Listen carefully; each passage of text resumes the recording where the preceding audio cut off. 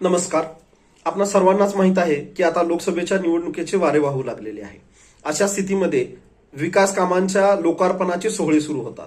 अशा सोहळ्यासाठी आपले पंतप्रधान नुकतेच यवतमाळमध्ये येऊन गेले आणि या सोहळ्यासाठीचा खर्च हा 12,73,00,000च्या आसपास आहे.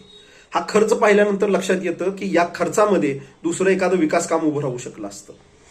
हे सर्व पाहिल्यानंतर मला त्या गोष्टीची आठवण होते ज्यावेळेला एका मोठ्या आरोग्य शिबिरामध्ये भाई वैद्य जे माजी गृहराज्यमंत्री होते ते प्रमुख पाहुणे होते.